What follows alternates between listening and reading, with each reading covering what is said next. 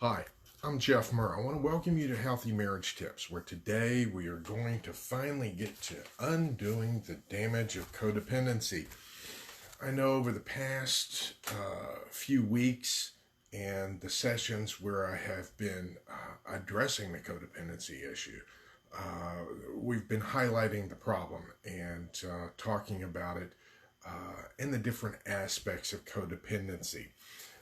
That was an important part because, yeah, in undoing the damage, you've got to be able to see how extensive the damage is. How it changed your thinking, how it changed your behavior, how it changed uh, your reactions to other people and to situations. Because in doing so, you're going to realize that the extent of the damage is much larger than you ever um, had originally imagined. Because, as codependents, you tend to react rather than to respond to situations.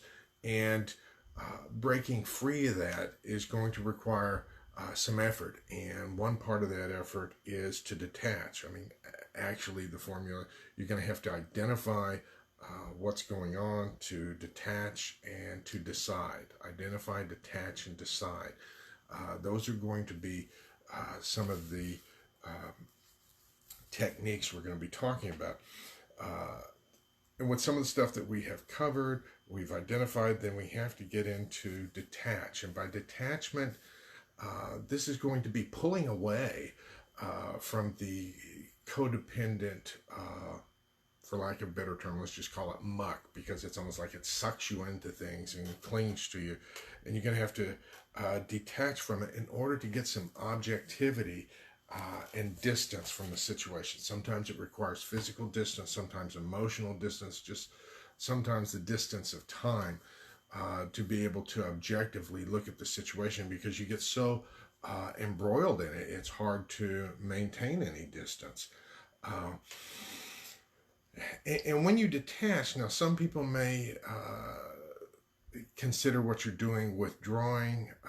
Well, withdrawing, you're purposely pulling away to not engage. Here, you're pulling away to break the pattern in hopes of coming back for a more healthy engagement. So, the end purpose of this detachment is very different than withdrawal, where it takes you in the long run. Uh, but when you detach, go ahead and reflect on what just happened. Look at the transactions as to what went down. What did they say to you? How did you respond? Uh, and how did you get sucked into things? What was going on inside of you? Stuff like that. Rather than trying to think what your response is going to be. And I know it's hard to look at things objectively. I mean, you may even have to imagine you and that person locking horns on things, and then during that detachment period, you're kind of above it, looking at it play out. I know where I grew up, we used to have something called eyewitness news, and imagine, the eyewitness news camera watching the engagement of you with that person that you had a codependency episode with. Uh, Imagine a camera watching it. What did it see?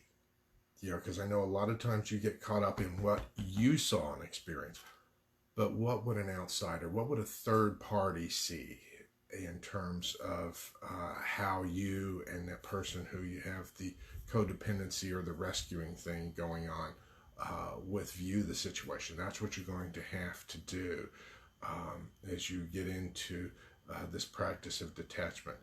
You're going to have to give yourself permission, because some of you may feel, well, I'm a bad person if I go ahead and detach. No, you're not. In this case, you're pulling back just in order to not to totally leave the situation, but to pull back from the bad habit, to turn around, look at it, and try to make it better, healthier, to where you come out better and they come out better, rather than the two of you coming out of it as two cripples, because that's not what we want.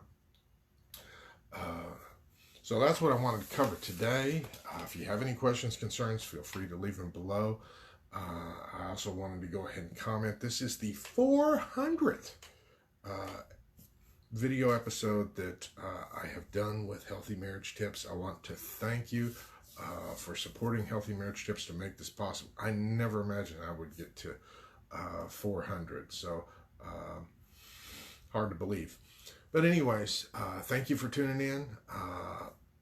Go ahead and apply this. Start practicing it, because the more you do it, the more natural it will become, and you're going to start breaking those codependent habits. So, thank you. Thank you for your kind words. I wish you all well, and I hope you have a good weekend. Thank you for tuning in. Goodbye.